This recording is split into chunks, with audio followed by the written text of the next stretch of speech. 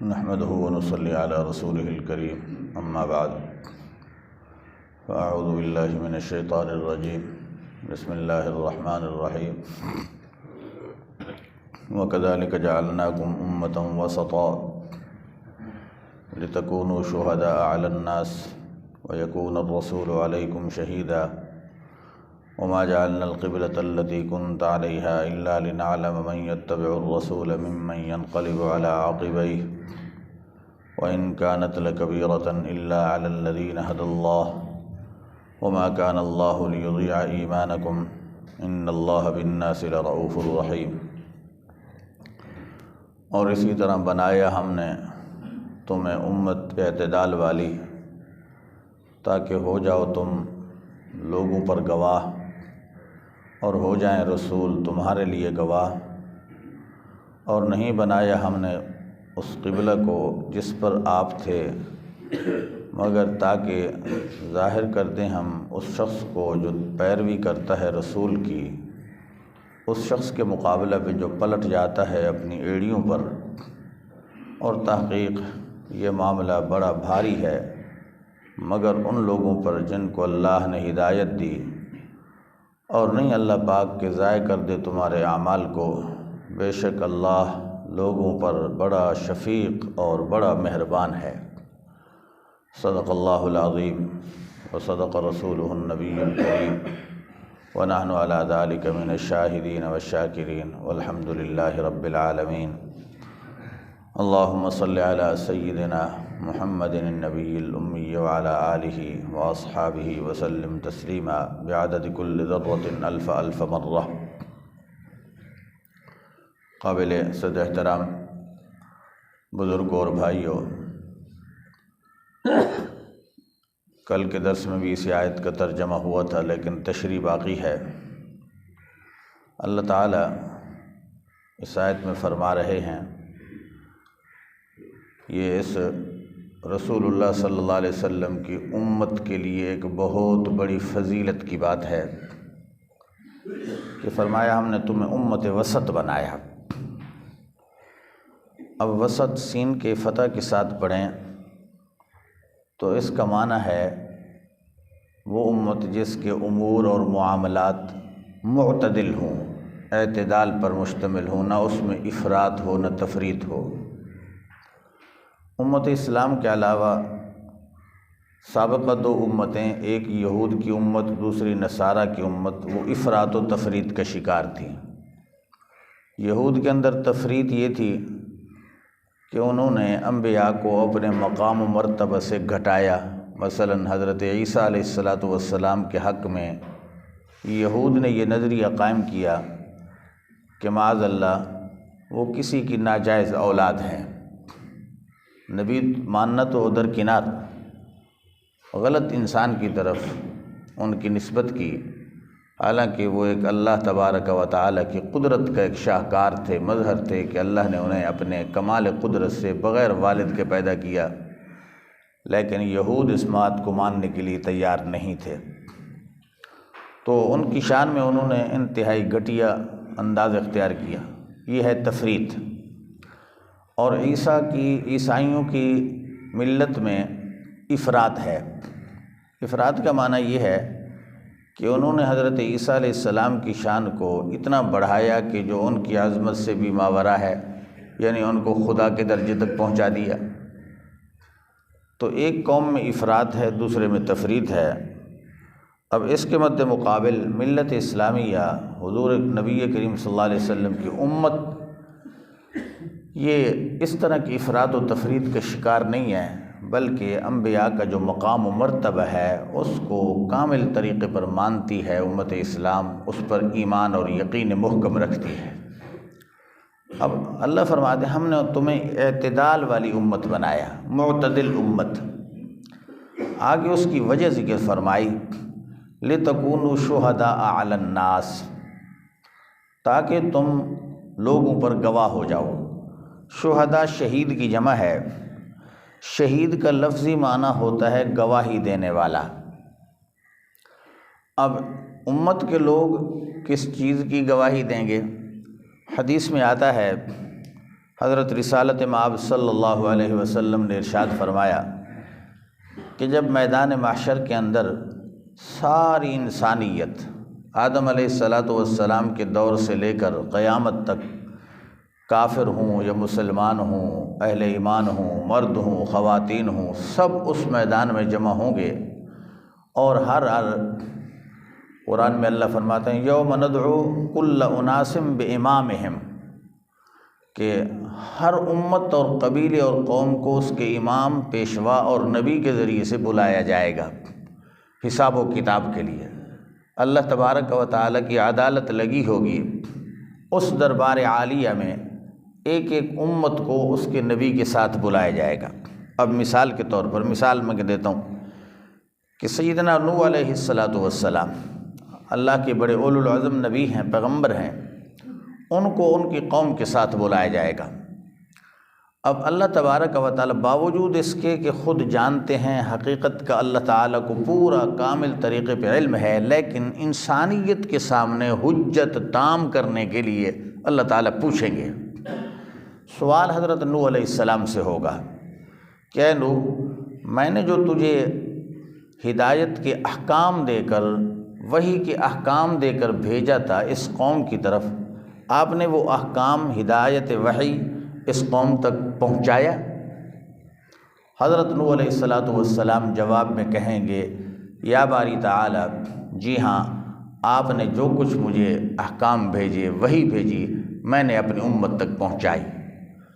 اب امت کو بلایا جائے گا۔ امت دو طرح کی ہوتی ہے، ایک ہے امت اجابت، ایک ہے امت دعوت۔ امت اجابت ان افراد کو کہا جاتا ہے جنہوں نے عملاً نبی کے پروگرام اور پیغام کو قبول کر لیا ہو، یہ امت اجابت ہے۔ اور امت دعوت جس نے عملاً قبول نہ کیا ہو، جس طرح کفار ہوتے ہیں، تو اس کو امت دعوت کہا جاتا ہے۔ تو امت دعوت کو بلایا جائے گا، ان سے پوچھا جائے گا کہ یہ آپ کے نبی آئے تھے نوح علیہ السلام، کیا انہوں نے آپ کو پیغام پہنچایا کہ یہ اللہ کے احکام ہیں، یہ حلال ہے، یہ حرام ہے، یہ احکام اپناؤ گے تو نجات پاؤ گے، اگر ان کو چھوڑ دیا تو تباہ و برباد ہو جاؤ گے، گمراہ ہو جاؤ گے؟ تو امت دعوت انکار کر دے گی۔ کیا کر دے گی؟ انکار کر دے گی کہ ہمارے پاس تو کوئی نبی آیا ہی نہیں ہے، ہمیں کوئی پیغام نہیں ملا باری تعالیٰ آپ کی طرف سے، اس نبی کی طرف سے۔ اب جب یہ امت انکار کر دے گی تو اب حضرت نوح علیہ السلام سے اللہ تعالیٰ پوچھیں گے، نوح، آپ جو کہہ رہے ہیں کہ میں نے تیرا پیغام پہنچایا ہے، وحی کے احکام پہنچائے ہیں، آپ کے اس دعویٰ پر کوئی شہادت بھی ہے؟ کیونکہ کوئی دعویٰ دنیا میں بغیر شہادت، بغیر گواہی کے قابل قبول نہیں ہوتا۔ کوئی گواہی ہے؟ اب حدیث میں آتا ہے حضرت نوح علیہ السلام سے جب اللہ تبارک و تعالی گواہی پوچھیں گے کہ آپ کا گواہ کون ہے، تو حضرت نوح علیہ السلام جواب دیں گے کہ میرا گواہ محمد و امتہ، کہ میرے گواہ محمد الرسول اللہ اور ان کی امت ہیں۔ امت گواہی دے گی میری۔ اب حضور علیہ السلام کی امت کو بلایا جائے گا، امت کے اہل ایمان کو بلایا جائے گا۔ جب یہ گواہی دینے کے لیے آئیں گے، اب دنیا میں کیا ہوتا ہے میرے عزیز و مسئلہ سمجھنے کا ہے شرعی، کہ ایک انسان مدعی ہوتا ہے، دوسرا مدعا علیہ ہوتا ہے۔ دعویٰ کرنے والا مدعی، جس کے خلاف دعویٰ ہوتا ہے وہ ہوتا ہے مدعا علیہ۔ حدیث میں آتا ہے کہ البینۃ علی المدعی والیمین علی من انکر، مدعی جو دعویٰ کرتا ہے اس کو دعویٰ ثابت کرنے کے لیے گواہ چاہیے، تب دعویٰ ثابت ہوگا۔ اگر اس کے پاس گواہ نہیں ہے تو پھر شریعت میں مدعا علیہ پر قسم آتی ہے، یا تو مدعی کے دعویٰ کو وہ قبول کر لے، اگر وہ منکر ہے، کہتا ہے یہ دعویٰ اس کا غلط ہے، جھوٹا ہے، تو اب شریعت اس مدعا علیہ کو کہتی ہے قسم اٹھا۔ اگر قسم سے انکار کرتا ہے تو بھی مدعی کا دعویٰ ثابت ہو گیا۔ اگر قسم اٹھاتا ہے مدعا علیہ تو پھر کیا ہوتا ہے کہ اس کی قسم کی بنیاد پر مدعی پر اس دعوے کا اپنا جو اثر ہوتا ہے، نتیجہ، وہ اس پر لازم کر دیا جاتا ہے۔ اب قسم اٹھا گیا مدعا علیہ، تو سمجھو وہ اس سے جان چھوٹ گئی اس کی۔ تو حضرت نوح علیہ السلام جب کہیں گے کہ آخر نبی کی امت میری گواہی دے گی، تو اب گواہوں پر چرا ہوتی ہے دنیا میں کہ یہ گواہ کیسا ہے، سچا ہے یا جھوٹا ہے۔ اب شریعت نے شرعی گواہ کے لیے شرط رکھی ہے کہ وہ عادل ہو، وہ جھوٹ نہ بولتا ہو۔ آج کل کے دور میں میرے بھائیوں، شرعی گواہ کو تلاش کیا جائے نا، میرے خیال میں کہ 50-60 ہزار افراد میں سے کوئی ایک بھی مل جائے تو بسا غنیمت۔ شرعی گواہ کے لیے پتہ ہے کیا شرائط ہے؟ اللہ اکبر۔ علامہ شامی رحمہ اللہ اور دوسرے فقہا نے لکھا کہ شرعی گواہ وہ شخص ہوتا ہے، مومن ہو، ایمان کے بعد نماز جیسا فریضہ ایسا ہے کہ زندگی میں کبھی بغیر عذر شرعی کے اس نے نماز با جماعت کو ترک نہ کیا ہو، اس کی گواہی معتبر ہوگی۔ نمبر 2، حرام نہ کھاتا ہو، روزی اس کی حلال ہو، تب اس کی گواہی معتبر ہے۔ بازاروں میں ننگے سر نہ گھومتا ہو، اگر بازاروں میں ننگے سر گھومتا ہے تو اس کی گواہی معتبر نہیں ہے۔ عام راستوں پہ چلتے پھرتے کھاتا پیتا ہے تو یہ بھی مردود شہادت ہے۔ سڑکوں پہ بیٹھ کے پیشاب کرنا شروع کر دیتا ہے، فرمایا یہ بھی مردود شہادت ہے۔ جن جن انسانوں کے اندر یہ صفات ہوں گی ان کی گواہی شرعاً معتبر نہیں ہے۔ اب اس طرح دیکھا جائے تو میرے خیال میں کوئی ہزاروں میں کدو کا افراد کو ملے تو ملے شرعی گواہ، ورنہ اللہ معاف کرے آج ہم امت کے افراد ان امور سے محروم ہیں۔ بہرحال یہ امت آئے گی۔ اب نوح علیہ السلام کی امت اجابت جو ہے اس پر جرا کرے گی۔ اب جرا 2 طرح کی ہوتی ہے، ایک یہ کہ گواہ کے لیے یہ بات بھی شرط اور لازم ہے اس کی گواہی کے لیے کہ اس کا مدعی کے ساتھ کوئی انتہا درجے کا رشتہ یا تعلق نہ ہو۔ اگر انتہائی درجے کا رشتہ اور تعلق ہے تب بھی گواہی قبول نہیں ہوتی۔ مثلا باپ کے حق میں بیٹے کی گواہی معتبر نہیں ہے، کیوں؟ یہ انتہائی گہرا تعلق ہے، اس لیے شرعی طور پر بیٹے کی گواہی باپ کے حق میں یا باپ کی گواہی بیٹے کے حق میں قابل قبول نہیں ہے۔ حضرت علی رضی اللہ تعالیٰ عنہ کا بڑا ایک مقدمہ مشہور ہے، حضرات اہل علم کے آپ نے سنا ہوگا۔ دعویٰ آیا قاضی شرح کی عدالت میں، بڑے قاضی القضات تھے ان کے دور خلافت میں، مقدمہ آیا۔ اب ایک طرف حضرت علی تھے اور دوسری طرف یہودی تھا، معاملہ تھا کسی چیز میں۔ اب حضرت علی کا دعویٰ تھا کہ یہ چیز میری ہے، یہودی کہتا ہے میری ہے۔ جب قاضی شرح کی عدالت میں آئے تو قاضی شرح نے حضرت علی سے پوچھا کہ حالانکہ خلیفہ وقت ہے، امیر المومنین ہے، قاضی پوچھتا ہے کہ آپ کے پاس گواہ ہے؟ حضرت علی کرم اللہ وجہہ کہتے ہیں میرے بیٹے حسن میرے گواہ ہیں۔ تو قاضی شرح کہتا ہے کہ جناب حسن آپ کے بیٹے ہیں، آپ کے حق میں حسن کی گواہی معتبر نہیں ہے۔ ویسے ٹھیک ہے، مقام عظمت اپنی جگہ، لیکن شریعت کا اصول اپنی جگہ۔ شریعت کے اصول میں بیٹے کی گواہی باپ کے حق میں قبول نہیں ہے۔ تو حضرت علی فرمانے لگے کہ پھر حسن کے علاوہ میرے پاس اور کوئی گواہ نہیں ہے۔ قاضی شرح فیصلہ دیتے ہیں یہودی کے حق میں۔ یہ ہے اسلام، امیر المومنین ہیں، حسن جیسا بیٹا ان کا گواہ ہے، لیکن اسلام کے اصول کی بنیاد پر قاضی نے ان کی گواہی کو تسلیم نہیں کیا۔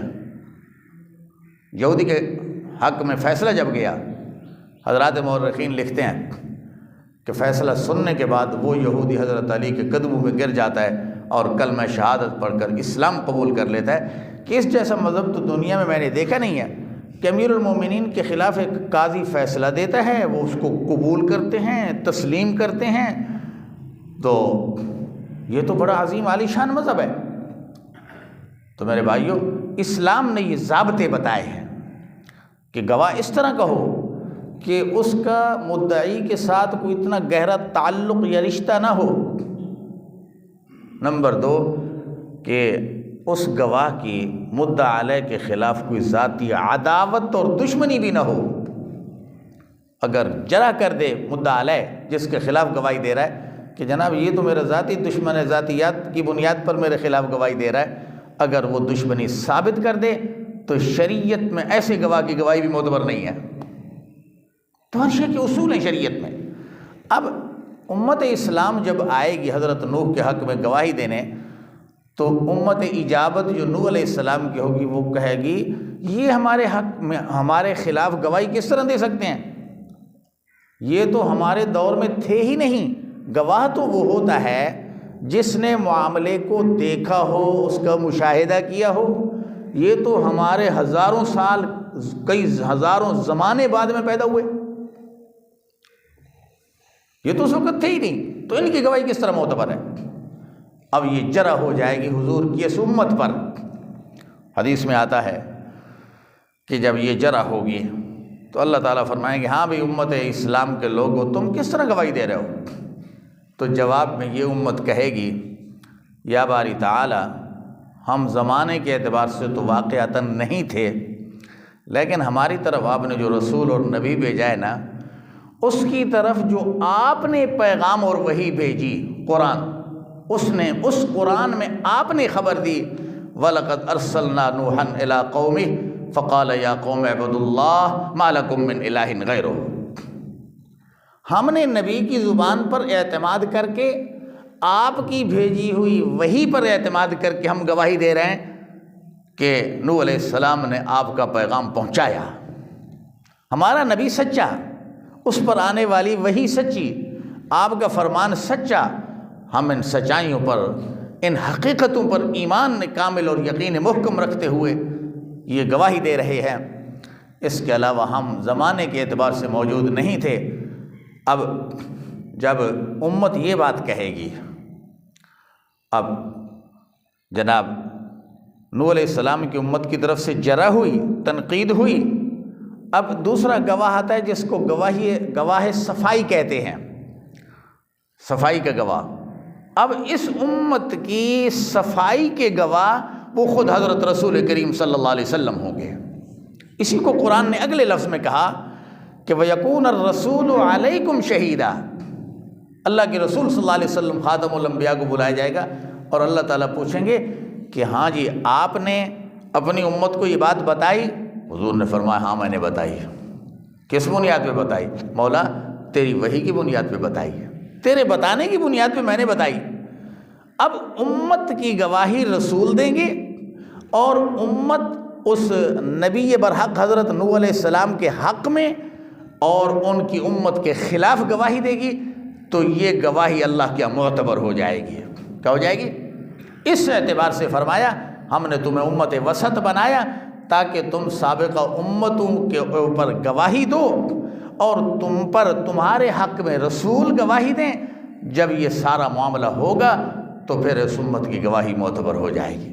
اس اعتبار سے اس امت کو اللہ تعالیٰ نے باقی امم پر فضیلت بخشی ہے کہ انبیاء کے حق میں خدا کی دربار میں فیصلہ ہوگا، ان امتوں کے خلاف فیصلہ ہوگا تو اس امت کی شہادت پر۔ میرے محترم بھائیوں، یہ بہت بڑا مقام عظمت ہے عمومی اس امت کے لیے۔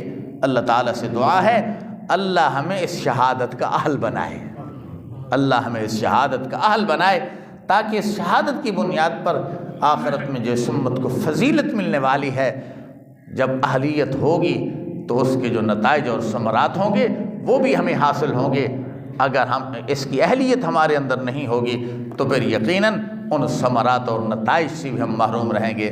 اللہ تعالیٰ سے دعا ہے اللہ ہمیں ان حقائق پر عمل کی توفیق عطا فرمائے۔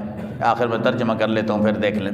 اسی طرح بنایا ہم نے تمہیں امت وسط، اعتدال والی امت، تاکہ ہو جاؤ تم گواہ لوگوں پر اور ہو جائے رسول تمہارے لیے گواہ۔ اور نہیں بنایا ہم نے اس قبلہ کو التی کنت علیہا، جس پر آپ تھے، الا لنعلم من یتبع الرسول۔ باقی فرمائے یہ جو قبلہ کی تحویل ہوئی ہے یہ صرف امتحان ہے، آزمائشن ہوئی ہے کہ کون رسول کی پیروی کرتا ہے اور کون نہیں کرتا۔ کون الٹے پاؤں پھر جاتا ہے اپنے سابقہ دین کی طرف؟